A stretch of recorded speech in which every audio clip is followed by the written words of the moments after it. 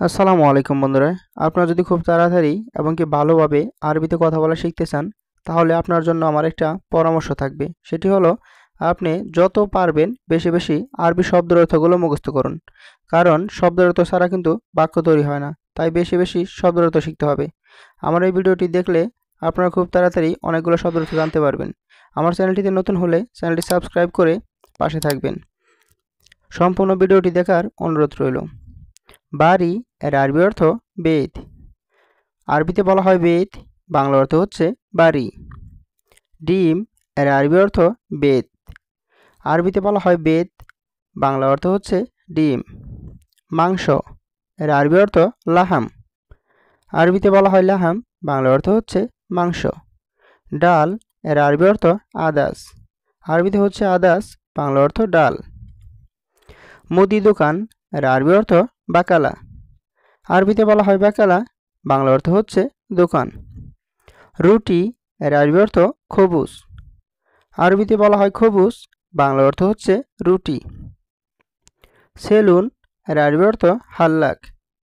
আরবিতে বলা হয় হাল্লাক, বাংলা অর্থ হচ্ছে সেলুন। ব্লেড এর আরবি অর্থ সাফরা। আরবিতে বলা হয় সাফরা, এর বাংলা অর্থ হচ্ছে ব্লেড।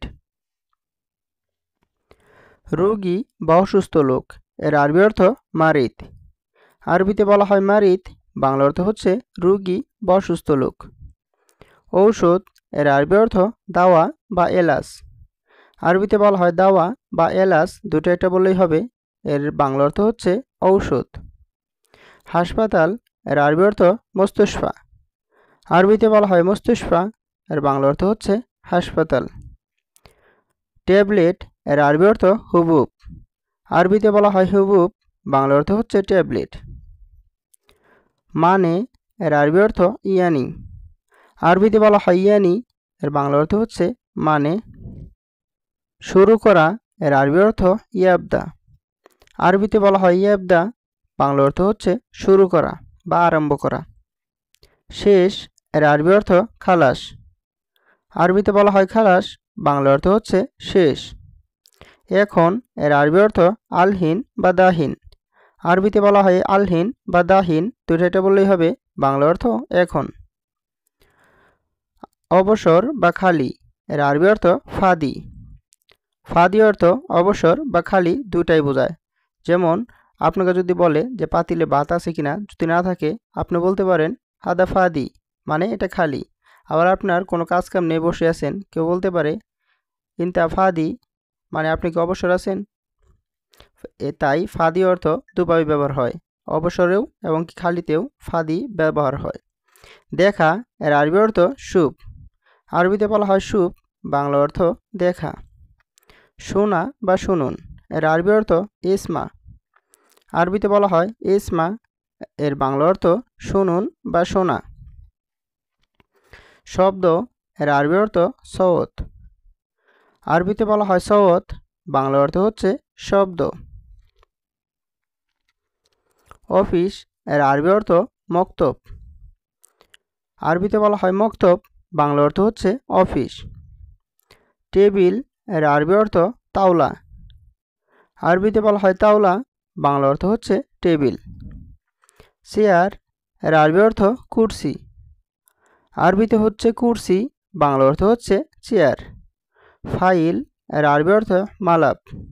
আরবিতে বলা হয় মালাব, বাংলা অর্থ হচ্ছে ফাইল। সাবান এর আরবি অর্থ সাবুন। আরবিতে বলা হয় সাবুন, এর বাংলা অর্থ হচ্ছে সাবান। শ্যাম্পু এর আরবি অর্থ শ্যাম্পু। আরবিতে বলা হয় শ্যাম্পু, বাংলা অর্থও শ্যাম্পু। গোসল করা এর আরবি অর্থ তারুইশ। আরবিতে বলা হয় তারুইশ, বাংলা অর্থ হচ্ছে গোসল করা বা গোসল। ঠান্ডা পানি এর আরবি অর্থ ময়া বারিদ। এখানে ময়া অর্থ পানি, বারিদ অর্থ ঠান্ডা। ঠান্ডা পানি আরবিতে হবে ময়া বারিদ। টয়লেট এর আরবি অর্থ হাম্মাম। আরবিতে বলা হয় হাম্মাম, বাংলা অর্থ হচ্ছে টয়লেট। পায়খানা এর আরবি অর্থ গায়েত। আরবিতে বলা হয় গায়েত, এর বাংলা অর্থ পায়খানা। এখানে নেই এর আরবি অর্থ হিনা মাফি। হিনা অর্থ এখানে, মাফি অর্থ নেই। হিনা মাফি বাংলা অর্থ হবে এখানে নেই। সব কিছু আছে এর আরবি অর্থ কুল্লু ফি। কুল্লু অর্থ সব কিছু, ফি মানে আছে, আরবিতে হবে কুল্লু ফি, বাংলা অর্থ হচ্ছে সব কিছু আছে। রাত এর আরবি অর্থ বিল্লেল। আরবিতে বলা হয় বিল্লেল, এর বাংলা অর্থ রাত। দিন এর আরবি অর্থ নাহার। আরবিতে বলা হয় নাহার, বাংলা অর্থ হচ্ছে দিন। আজ এর আরবি অর্থ আলিয়ম। আরবিতে বলা হয় আলিয়ম, এর বাংলা অর্থ হচ্ছে আজ। আগামীকাল এর আরবি অর্থ বোকরা। আরবিতে হচ্ছে বোকরা, বাংলা অর্থ আগামীকাল। সম্পূর্ণ ভিডিওটি দেখার জন্য আপনাকে অসংখ্য ধন্যবাদ।